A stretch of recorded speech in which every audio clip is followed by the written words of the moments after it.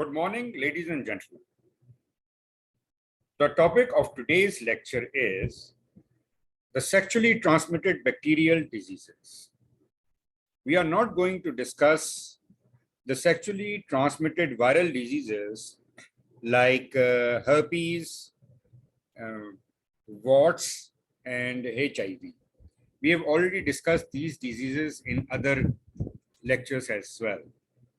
So today's lecture is mainly concerned with the sexually transmitted bacterial diseases. We are going to discuss the following 5 diseases in this lecture: gonorrhea, genital chlamydial infection, lymphogranuloma venereum, granuloma inguinale, and chancroid. Before we proceed with our lecture, let's discuss what is the syndromic approach of STIs. So the syndromic approach divides the STIs into the symptoms or signs which are the usual manifestation or presentation of a sexually transmitted infection. So the STIs that present with genital ulcers are of 2 types: those that are associated with painful genital ulcers and those which are associated with painless genital ulcers. Among the painful genital ulcers, there are 2 diseases, the chancroid and herpes simplex. And among the painless genital ulcers, there are again 2 diseases, primary syphilis and granuloma inguinale. Then there are sexually transmitted diseases in which the main presentation is with urethral discharge. So among urethral discharge and among this category, the diseases that come are gonorrhea due to Neisseria gonorrhea, chlamydial infection due to Chlamydia trachomatis, then uroplasma uroloticum, and mycoplasma genitalium. Then those STIs that are associated with vaginal discharge, again gonorrhea and chlamydia, then Trichomonas vaginalis, Candida albicans, and Gardnerella vaginalis. So 3 different microorganisms, that is Chlamydia, Trichomonas, and Gardnerella, are associated with vaginal discharge associated with sexually transmitted infections. Then those STIs that are characterized by buboes. Buboes are swollen inguinal glands. Lymphogranuloma venereum, chancroid, syphilis, herpes, and tuberculosis. Tuberculosis in true sense is not an STI, but it is associated with buboes and comes in the differential diagnosis of buboes. So now we are going to discuss the individual diseases one by one. The first is gonorrhea. Definition and nomenclature.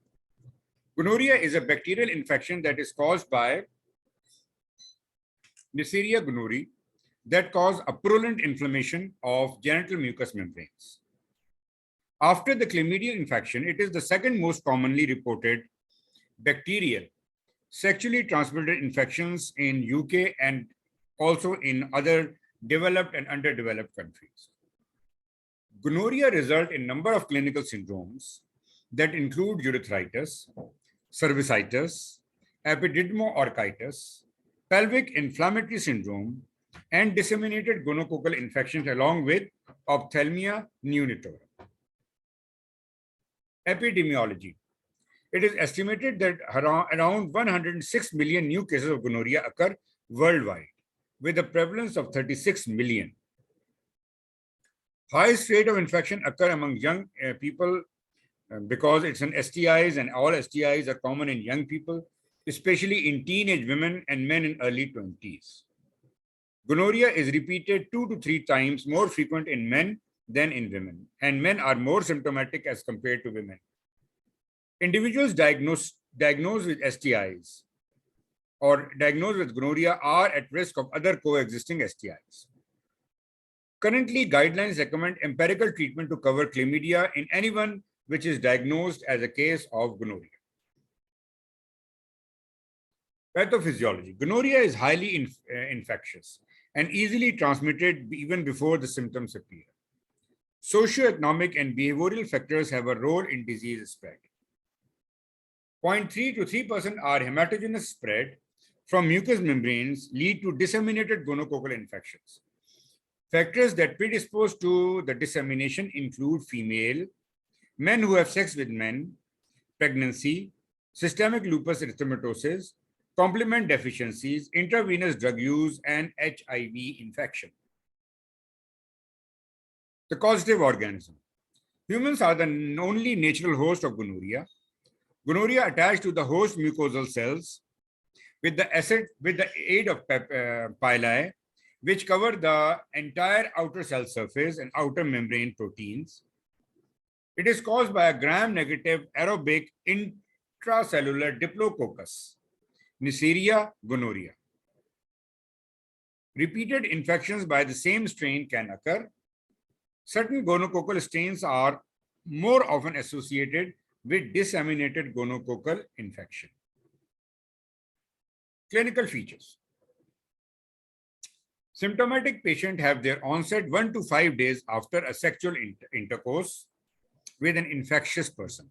So it has a short incubation period. The common presentation in men is with acute urethritis.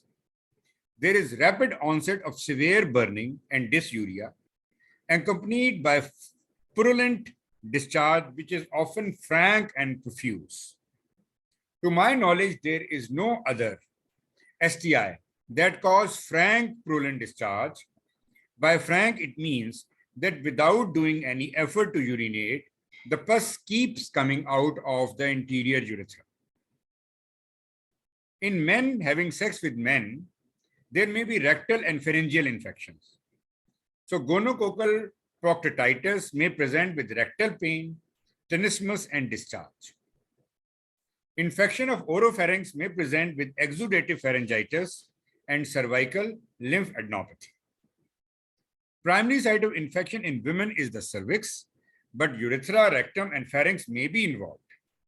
The symptomatic infections manifest as excessive vaginal discharge, dysuria, deep dyspareunia, postcoital bleeding, and intermenstrual bleeding.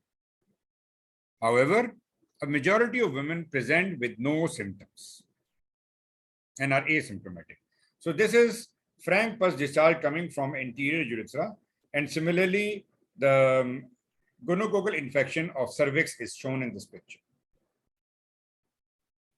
A less common site of infection in adult is eyes, where auto-inoculation of organism from infected anogenital site lead to acute conjunctivitis.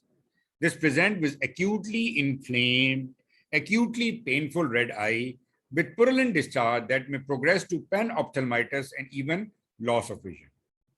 The gonococcal conjunctivitis is more often associated with newborn babies as ophthalmia neonatorum and usually occur in first week after birth if the mother is bearing this infection. Prompt recognition and treatment is essential to prevent permanent visual damage. Differential diagnosis of gonorrhea in male include chlamydial infection, other causes of non-specific urethritis, genital herpes, and UTIs. In female, there is a long list. In addition to chlamydia, non-specific urethritis, there is trichomonas vaginalis, genital herpes, urinary tract infection, pelvic inflammatory disease, ectopic pregnancy, cervical neoplasias, contraception-related abnormal bleeding, and endometrial neoplasias. Complications and comorbidity. Periurethral abscesses may occur in either sex that leads to fistula formation and subsequent urethral stricture. In male, it may cause saxophone penis deformity. Gonorrhea should be considered as possible cause of Bartholian abscess in female. Ascending infection in men cause acute prostatitis or as unilateral or bilateral painful testicular swelling resulting from acute epididymoorchitis. In women, the ascending infection causes pelvic inflammatory disease. Acute salpingitis may develop in tubo-ovarian abscess. Scarring after healing may result in scarring of fallopian tube and tubal factor infertility. Acute perihepatitis, also known as the Fitz-Hugh-Curtis syndrome, or periappendicitis, which may also develop.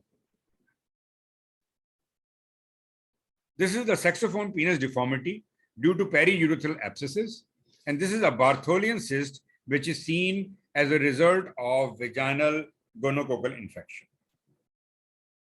Now, the disseminated gonococcal infection. It is estimated to occur in 0.5 to 3% of patients. The risks have already been discussed before. The classical presentation is with dermatitis arthritis syndrome and patient with mild fever.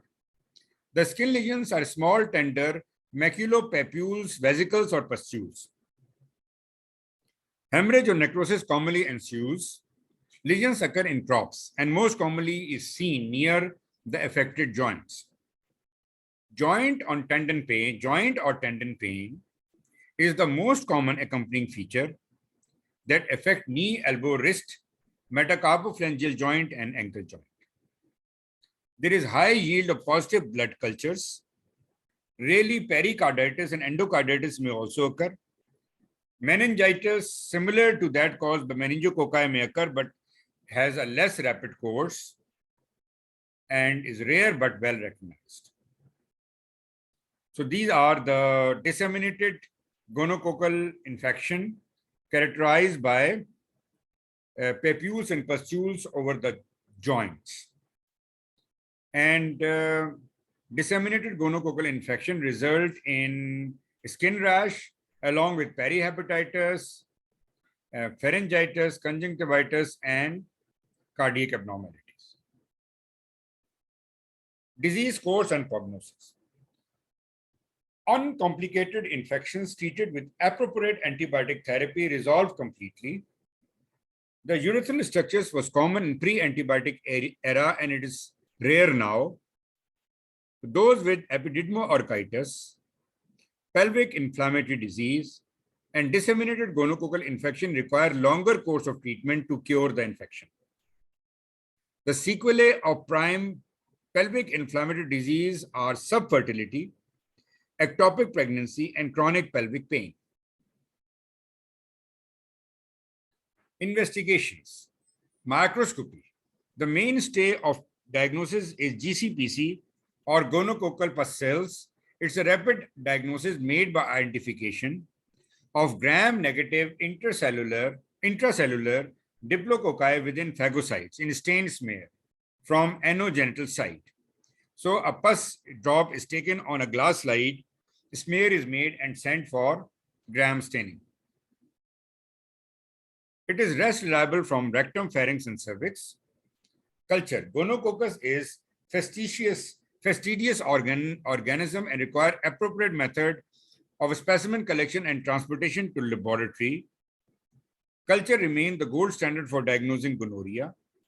Nucleic acid amplification test include PCR. It is more sensitive than culture in detecting the infection.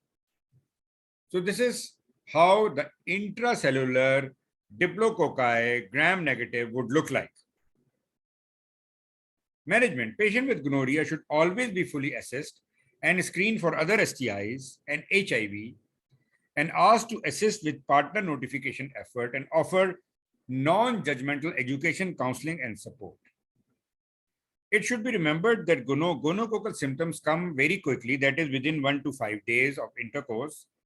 But other STIs like syphilis or HIV take at least 2 to 3 months to be serologically detected. So such patients who suffer from gonorrhea, even if they receive treatment, should be ordered investigations after 6 to 8 weeks. They should be asked to abstain from sexual contact for 7 days after they and their partners have received the treatment. So the uncomplicated infection, the first line treatment is ceftriaxone 500 milligram intramuscular, popularly known as Rocephin, plus 2 grams of azithromycin stat. The second line treatment includes ceftriaxone 500 milligram intramuscular or spectinomycin 2 grams intramuscular with azithromycin 2 grams per oral. Cefixime 400 mg per oral can also be combined with azithromycin 2 gram. The third line refer to sensitivity data from local laboratory, and it includes ciprofloxacin 500 mg or azithromycin 2 gram per oral. In complicated gonococcal infection, if there is epididymoorchitis, ceftriaxone 500 mg, azithromycin 2 gram, followed by doxycycline 100 mg twice daily for 10 to 14 days. In gonococcal pelvic inflammatory disease, ceftriaxone intramuscular, azithromycin 2 gram, followed by doxycycline 100 mg twice daily for 10 to 14 days, with metronidazole 400 mg twice daily, again for 14 days. For gonococcal conjunctivitis, irrigate the eyes and give azithromycin as a single dose of 2 gram. So this is the second infection we are going to discuss, that is the genital chlamydial infection. Genital chlamydia is one of the most commonly reported STIs globally, and vertical transmission during childbirth can also occur. It causes inflammation of genital and rectal mucous membranes as well as conjunctiva, but is often asymptomatic. The causative organism is Chlamydia trachomatis, D2K strains, and is exclusive human obligate intracellular bacterial pathogen with a complex life cycle. Chlamydia causes a number of clinical syndromes that include urethritis, cervicitis, epididymoorchitis, pelvic inflammatory disease, ophthalmia neonatorum, and a very important seronegative reactive arthritis. Epidemiology. In 2008 WHO report similar global incidence of genital chlamydia and gonorrhea with more than 100 million cases each. However, genital chlamydia is considered to be 3 times more prevalent than gonorrhea.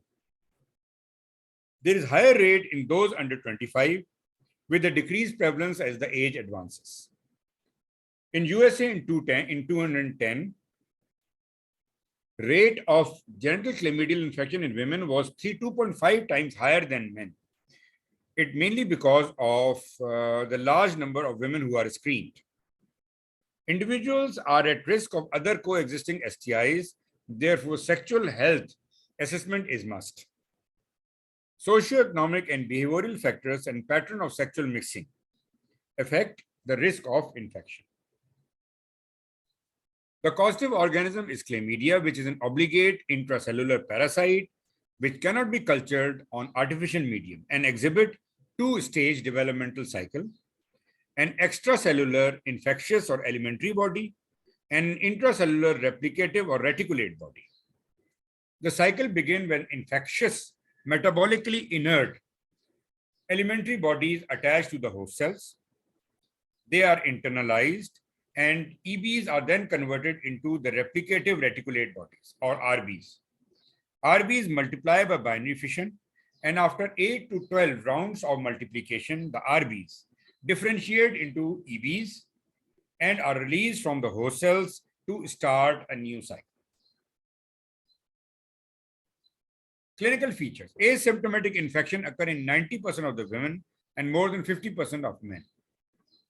Men present with signs of anterior urethritis consisting of mucopurulent urethral discharge and dysuria 1 to 3 weeks after intercourse with an infected partner.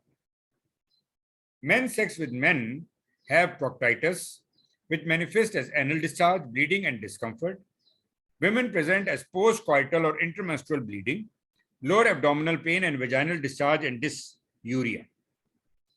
The extragenital infections occur like infection in the eye, causing acute follicular conjunctivitis. Neonates that are born to infected mothers may develop conjunctivitis and or pneumonia when failure to thrive. Chlamydia, if occur in pregnancy, result in premature labor and preterm birth. So the discharge from chlamydial urethritis is different from gonococcal urethritis, as here the discharge is mucoid or mucopurulent. while in gonorrhea it is frank purulent discharge. So chlamydial urethritis lead to meatal erythema and follicular cervicitis with raised white round swellings. Differential diagnoses include gonorrhea, rectal lymphogranuloma venereum, non-specific urethritis, trichomonas vaginalis, genital herpes, UTI, pelvic inflammatory disease, ectopic pregnancy, cervical neoplasia, contraception-related abnormal bleeding, and endometrial neoplasias, almost similar DDs as gonorrhea. Complications and comorbidities. Ascending infection in men cause epididymoorchitis, and it causes Bartholian abscess in female. In absence of treatment, 10 to 40% of women infected with chlamydia develop PID. And this results in infertility, ectopic pregnancy, and chronic pelvic pain.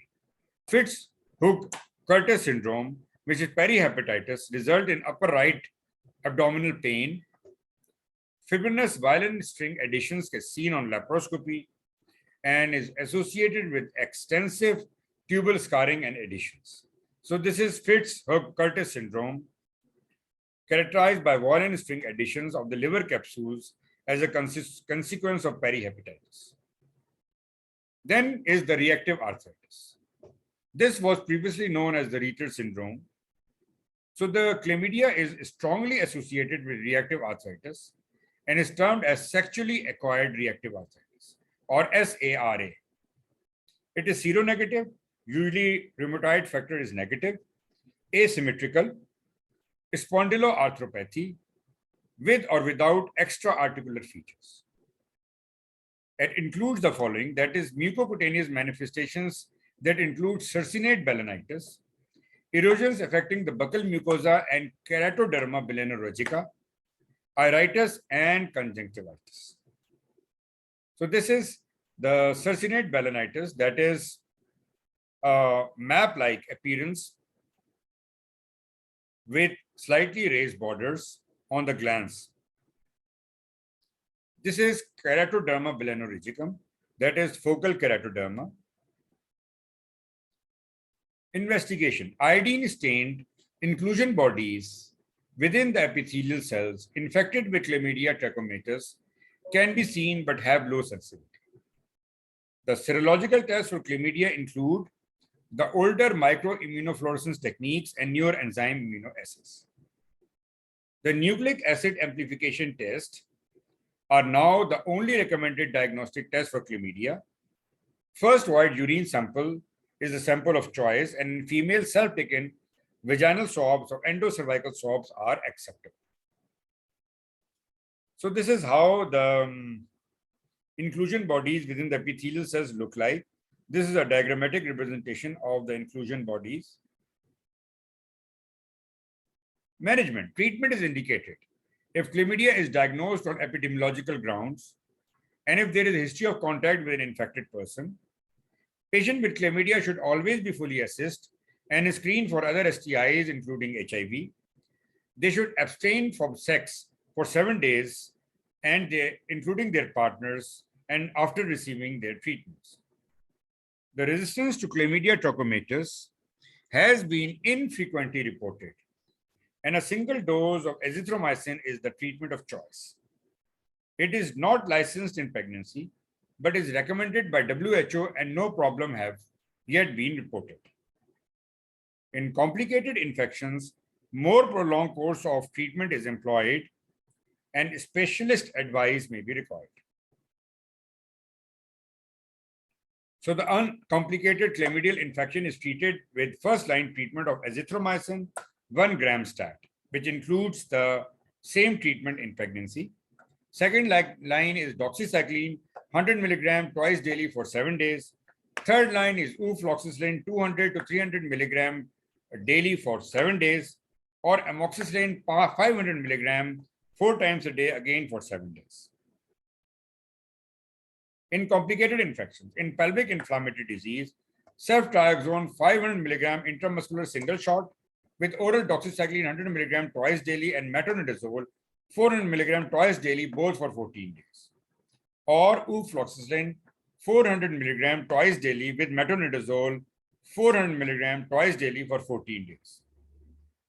In case of epididymoorchitis, ceftriaxone 500 milligram intramuscular with doxycycline or ufloxacin 200 milligram per oral twice daily for 14 days. For chlamydia-associated reactive arthritis, rest, NSAIDs, and specialist advice may be sought. The third infection we are going to discuss today is lymphogranuloma venereum.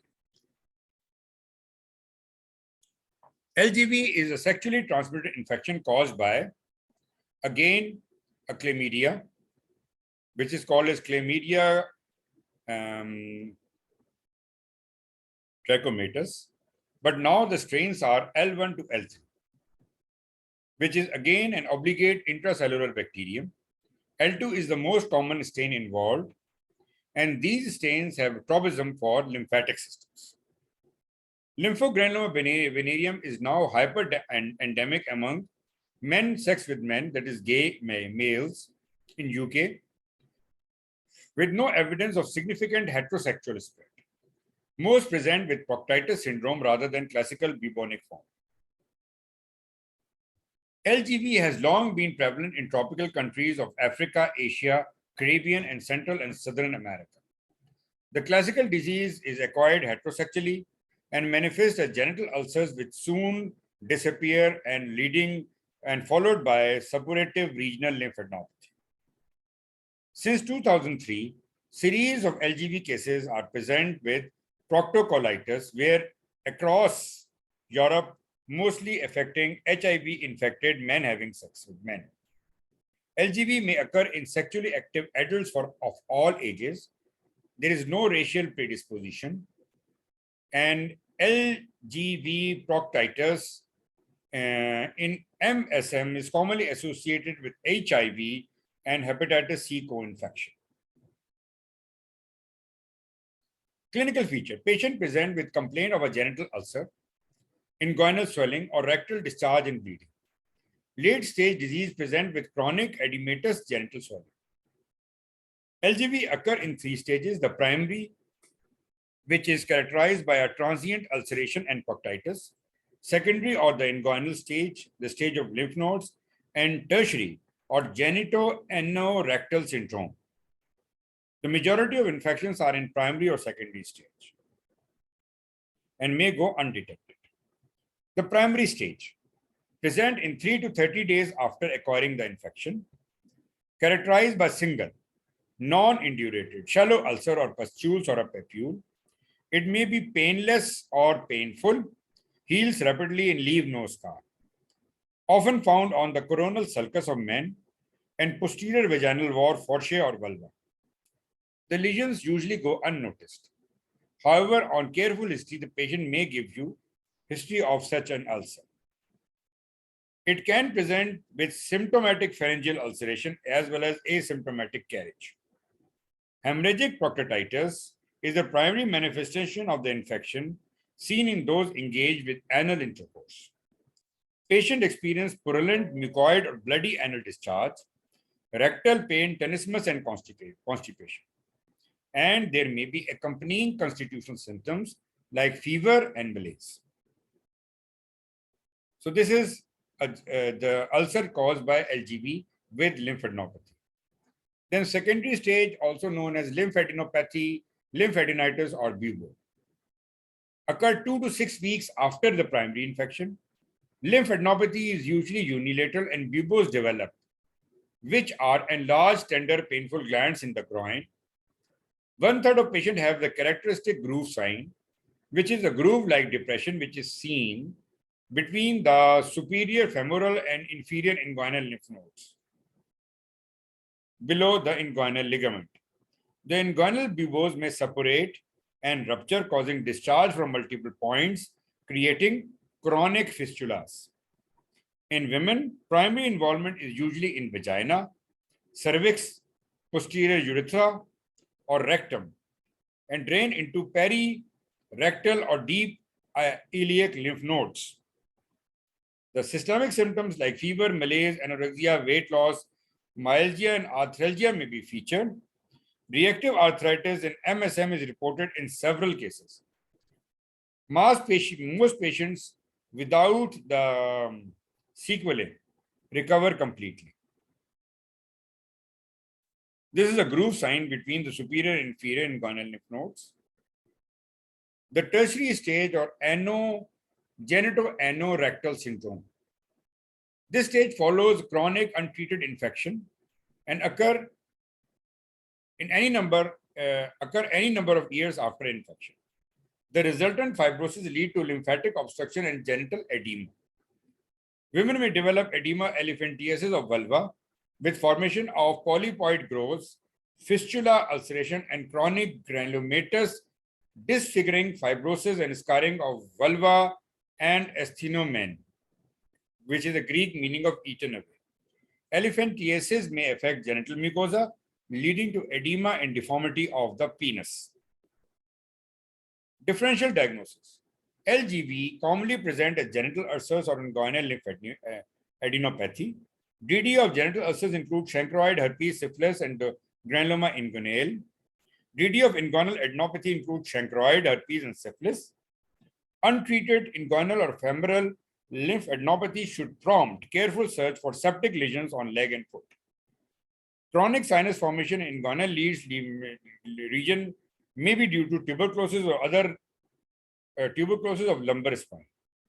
Then generalized lymphadenopathy has wider differential diagnosis that include HIV and lymphoma.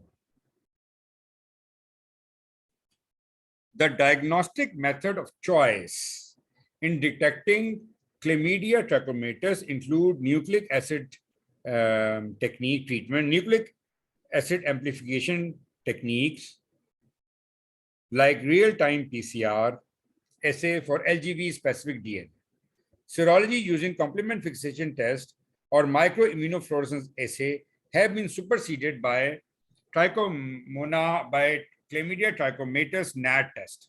Serology cannot necessarily distinguish past infection from current infection. A Ferry test, which was somewhat like Montu test, based on positive hypersensitivity reaction to purified chlamydial antigen, is now obsolete and is of historical interest only. Management. There should be a detailed investigation to exclude other STIs. Early treatment is important to prevent the chronic phase. Prolonged course of antibiotic at least 3 weeks is required. Fluctuant buboes require aspiration from healthy adjacent skin, and surgical incision is contraindicated due to risk of complications like sinus formation. Long-term complications such as fistulae and stricture may require surgery to alleviate the symptoms. Partner notification should be undertaken. The treatment ladder is usually doxycycline, first line doxycycline, 100 mg BD for 21 days. Erythromycin, 500 mg QID for 21 days. Third line is azithromycin 1 gram orally weekly for 3 weeks. The fourth disease we are going to discuss is chancroid. Introduction and general description. Chancroid is a genital ulcer disease caused by a bacterium Haemophilus ducil. Although previously endemic, it has become rare in most developed countries. Chancroid is acute ulcerative condition affecting the anogenital region and often associated with visible lymphadenopathy or buboes. The disease has generated renewed interest because of its capacity to facilitate HIV transmission and the organism's resistance to antimicrobial drugs. It is used to be one of the commonest cause of genital ulcers in some developing countries in Africa and Asia, but seen less frequently nowadays. This is related mainly to the introduction of syndromic management protocols for genital ulcerative disease in resource-poor countries, and also owe to the diagnostic advancement in genital herpes detection. The condition may be seen in sexually active individuals of all ages, is diagnosed more often in male, subclinical infection is common in female, co-infection of Haemophilus duceri and Treponema pallidum or herpes is described. Chancroid is an important cofactor in transmission of HIV. Pathophysiology.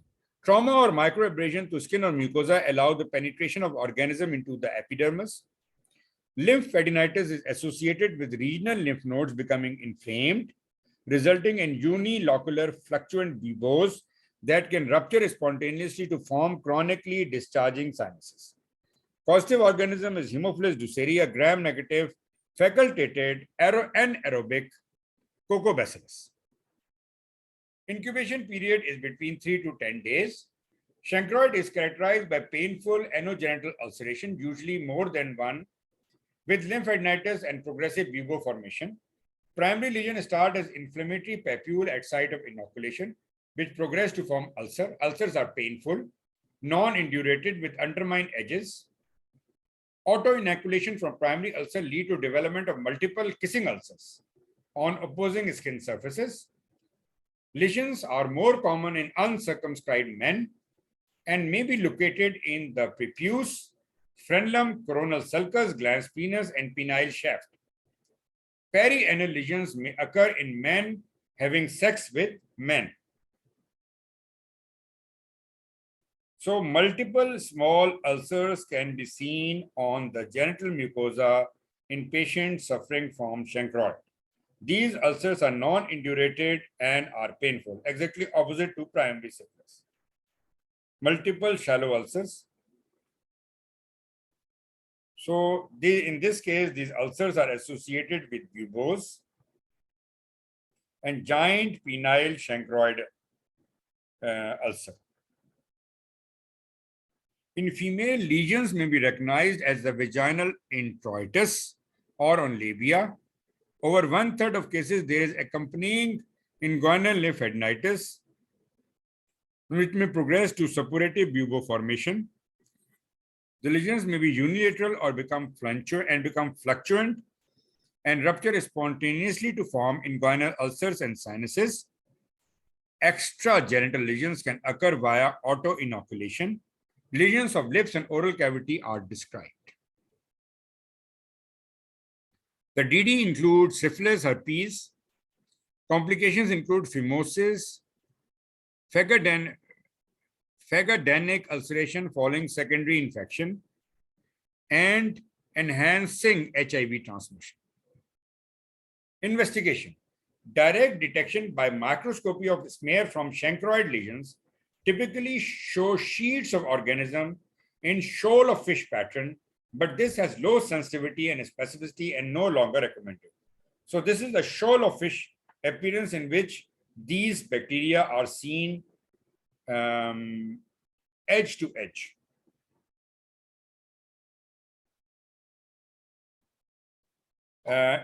This Haemophilus ducerii is the fastidious bacterium to be cultured. Use of PCR has revolutionized the laboratory diagnosis. The genital ulcer disease usually have mixed etiology, so tests for other genital pathogens is essential, and follow-up serological tests for syphilis and HIV should be performed. Serological tests have been described that will be useful in epidemiological studies, but these have no role in routine patient management. So the management, single dose treatment with either ciprofloxacin, azithromycin, or ceftriaxone is associated with cure rate in excess of 90%. HIV seropositivity is associated with treatment failure, and azithromycin should be avoided in co-infection. Thiamphenicol is another therapeutic option. WHO has proposed syndromic approach for treatment of genital ulcers, and fluctuant buboes must be aspirated to avoid complications and a spontaneous rupture. So the first line treatment is azithromycin 1 gram as a single dose, or ceftriaxone 250 milligram as a single dose intramuscular. Second line is ciprofloxacin 500 milligram twice a day for 3 days, or erythromycin 500 milligram 4 times a day for 7 days. The last disease I'm going to cover today is granuloma inguinale. Introduction and general description. Granuloma inguinale is a cause of genital ulcer and followed by genital disfigurement and has potential for malignant change. It is found in endemic foci in certain tropical countries. The causative bacterium is Chlamydia granulomatis. Chlamydia granuloma inguinale is generally regarded as being an STI because of the usual genital location of the lesions, increased incidence in individuals with highest sexual activity, and association with other STIs. Non-venereal spread have been reported in non-sexually active children as transmission to neonate during vaginal delivery. Epidemiology. The prevalence of granuloma inguinale has decreased markedly in recent times. Cases are reported in Papua New Guinea, South Africa, India, and Brazil. It occurs mostly in marginalized population with poor access to healthcare. Condition usually affect sexually active adults between ages to 20 and 40, does not seem to have any predilection for a gender, and commonly reported in Black ethnic race. Granuloma inguinale may occur with other STIs and is identified as a risk factor to HIV. Pathophysiology. Poor hygienic condition is associated. Histological examination show epithelial proliferation with heavy infiltration of plasma cells and neutrophils with few lymphocytes. The causative organism is Chlamydia granulomatis, a gram-negative cocobacillus that share phylogenetic similarities with Klebsiella, and some authorities suggested the organism should be named as Klebsiella granulomatis. The incubation period is considered between 1 to 360 days, but lesions appear after a period of about 2 months, that is 50 days. 4 types of lesions are described. The ulcerogranulomatous form, which is the most common, associated with beefy red ulcers that bleed when touched. Then hypertrophic form, usually with raised irregular edges, necrotic, offensive smelling ulcers causing tissue destruction, and sclerotic or cicatricial with fibrosis or scar. Lesions tend not to be painful. Lymphadenopathy is not usual, but subcutaneous extension of granulomas may mimic enlarged lymph nodes, pseudobulbos. Lesions commonly occur on coronal sulcus or inner aspect of penile prepuce in uncircumscribed men, and anus in men, sex with men, and labia or introitus in female. Primary lesions are also described in extragenital sites such as upper arm, chest, leg, jaw, mouth, cervix, and bones. Primary lesion of cervix may mimic a carcinoma. Dissemination into abdominal cavity, intestine, spleen, liver, lung, uterus, and ovaries is reported, and may present as pelvic mass mimicking carcinoma. This is a large, beefy ulcer with friable base and easy bleeding. The differential diagnoses include primary syphilis, chancroid, chronic herpes, granuloma venereum, genital amoebiasis, cutaneous tuberculosis, Crohn's, and genital cancer. The last 4 causes are non-venereal causes of genital ulceration. Complications and comorbidity. It is followed by pseudoelephantiasis, genital scarring, and disfigurement. Other complications are hemorrhage, genital mutilation, cicatrization, development of a CC, hematogenous dissemination to bone and viscera, psoas and perinephric abscess, spinal cord compression, and vertical transmission. HIV augments continuation of the lesion with persistent ulcers for prolonged period. Investigations. Diagnosis is generally made by microscope identification of Donovan bodies. These are found in large mononuclear cells of monocyte macrophage lineage, and cytoplasm contain numerous organisms, 0.5 to 0.7 by 1.5 to 1.5 micrometer in size, that show bipolar staining, which is a safety pin appearance. So these are intracellular bipolar staining Donovan bodies. Giemsa, Wright, or Leishman stain are usually used. Specimens are obtained from pinched off tissue fragment taken directly from the lesion or from biopsy specimen. Successful culture of causative organisms is reported in human peripheral blood monocytes and in HEP2 cells. Both PCR and serological tests have been described, but are not routinely available. Management. Prolonged antibiotic therapy is often necessary. Patients should be thoroughly investigated for accompanying STIs, and partner notification should be undertaken. Recently, shorter duration regimens, including under clinical observation, have been recommended for a minimum period of 6 weeks. The WHO and European guidelines recommend azithromycin until lesions heal, and Center of Disease Control and Prevention and Brazilian Ministry recommend doxycycline as the first mode of treatment. Other alternate antibiotics include erythromycin, ciprofloxacin, cotrimoxazole, ceftriaxone, and gentamicin. So the first line is azithromycin 1 gram orally first day, followed by 500 milligram daily for 6 weeks. Doxycycline 500 milligram orally first day, followed by 100 milligram twice daily for 6 weeks. Cotrimoxazole 560 milligram twice daily for 6 weeks. So the few principles in prevention of STIs, which include the early diagnosis and treatment of infected persons, identification of asymptomatically infected persons, education and counseling of both, and evaluation and treatment of sex partners.